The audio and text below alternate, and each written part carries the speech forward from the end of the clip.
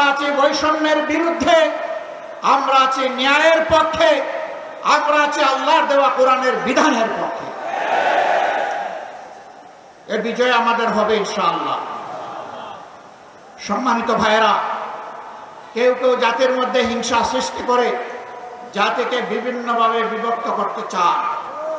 চিংড়ি মাছের মতো কেউ কেউ পিছনে দৌড়াতে চান। আপনারা চিংড়ি মাছের চাষের এলাকার মানুষ খুব ভালো করে জানেন, চিংড়ি যখন দৌড়ায় সামনের দিকে পথ খুঁজে পায় না, শুধু পিছনের দিকে। কেউ কেউ ৭২-এর সংবিধান নিয়ে কামড় দিয়ে পড়ে থাকতে চান। আমাদের বন্ধুদের মাঝে দীর্ঘদিন একসাথে আন্দোলন সংগ্রাম ফ্যাসিবাদের বিরুদ্ধে লড়াই করেছি, তাদের কাউকে কাউকে আজকে আমরা সে কথা বলতে শুনি। মনে রাখবেন, বাংলাদেশে প্রথম দুঃশাসনের পর জিয়াউর রহমান সাহেব ক্ষমতা এসে ওই সংবিধানকে তিনি আমূল পরিবর্তন করে দিয়েছিলেন। এখন যদি কেউ ৭২-এর সংবিধানের কথা বলেন, কার্যত তিনি শহীদ প্রেসিডেন্ট জিয়াউর রহমান সাহেবের বিরুদ্ধে অবস্থান নেবেন।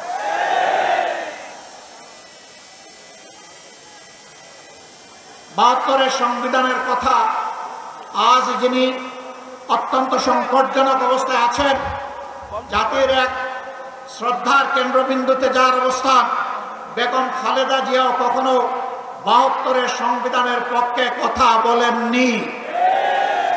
আমরা আশা করব যারা এই দুইজনকে ভালোবাসেন তারা কেউ আর ভুলেও ৭২-এর এই ফ্যাসিবাদী সংবিধানের কথা বলবেন না। সম্মানিত বন্ধুগণ, আজকে আপনারা যারা এখানে এসেছেন তারা খুলনার জনগণের, আপামর জনগণের প্রতিনিধি হয়ে এসেছেন। আমরা আপনাদের কাছে অনুরোধ জানাবো, ব্যক্তিগতভাবে এই নেতৃবৃন্দ খুলনার প্রত্যেকটি ঘরে, অন্তত প্রত্যেকটি এলাকায় গিয়ে যদি জনগণকে সালাম দিতে পারতেন খুব ভালো হতো। কিন্তু 18 কোটি মানুষের এই দেশে সারা বাংলাদেশে নেতৃবৃন্দকে দৌড়াতে হবে, এ কাজটা তাদের পক্ষে এককভাবে সম্ভব হবে না। তবে আপনারা যদি সবাই সিদ্ধান্ত নেন, আপনারা এই নেতৃবৃন্দের আওয়াজের প্রতিধ্বনি প্রত্যেকটা ঘরে ঘরে পৌঁছে দেবেন, তাহলে অবশ্যই এটা আপনাদের পক্ষে সম্ভব হবে। এই নেতাদের অ্যাম্বাসেডর হয়ে আপনারা সকলে এখন থেকে প্রত্যেকটি গ্রামে, প্রত্যেকটি ঘরে ছড়িয়ে পড়ুন। জনগণ আলহামদুলিল্লাহ আপনাদের পাশে আছে।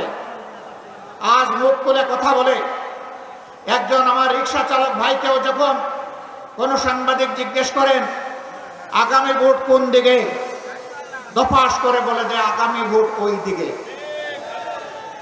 আপনাদের দিকে, ঐক্যের দিকে, বিভক্তির বিপক্ষে, ন্যায়ের পক্ষে, কোরআনের পক্ষে, জনগণের পক্ষে। আমরা এই 8 দলের বিজয় চাই না, আমরা 18 কোটি মানুষের বিজয় চাই। আমরা কোনো দল বিশেষের বিজয় চাই না, আমরা মজলুম জনগণের বিজয় চাই, আমরা আল্লাহর কোরআনের বিজয় চাই। সেই বিজয়ের মিছিলে আপনারা সবাই জান প্রাণ দিয়ে লড়াই করে যেতে রাজি আছেন?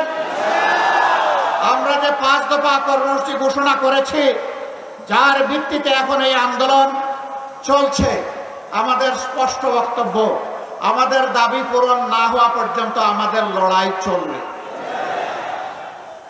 আর আমরা জনগণের জন্য যা করতে চাই, দুর্নীতিমুক্ত সমাজ, ন্যায় বিচার সকলের জন্য, এবং তার পাশাপাশি অর্থনৈতিক ব্যবস্থাকে ঢেলে সাজানোর যে অঙ্গীকার আমরা ব্যক্ত করেছি, তাবেদার নয়, স্বাধীন রাষ্ট্রের যে পররাষ্ট্রনীতি আমরা ঘোষণা করেছি, তা প্রতিষ্ঠিত না হওয়া পর্যন্ত আমাদের লড়াই অব্যাহত থাকবে।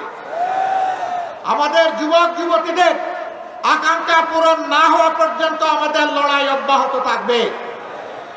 আমরা যুবক যুবতীদেরকে কথা দিচ্ছি, বাংলাদেশ তোমাদের হাতে তুলে দেওয়ার জন্যই আমরা এই আয়োজন করেছি। তোমরা তৈরি হও, এ বাংলাদেশ আমরা তোমাদের হাতে তুলে দিতে চাই। আমরা সাথে থেকে তোমাদেরকে দোয়া দেব, সহযোগিতা করব।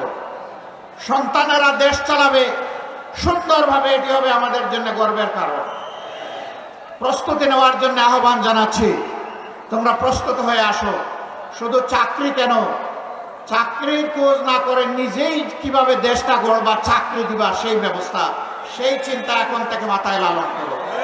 আমরা ওই শিক্ষাই তোমাদের হাতে তুলে দিব, যেই শিক্ষা একজন মানুষকে মানুষও বানাবে, আবার একজন দক্ষ কারিগর বানাবে ইনশাআল্লাহ।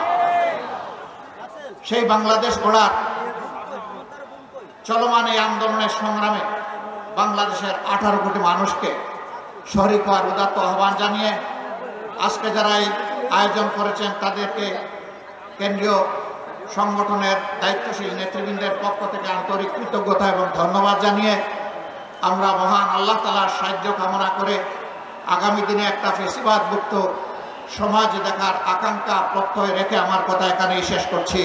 আল্লাহ হাফিজ।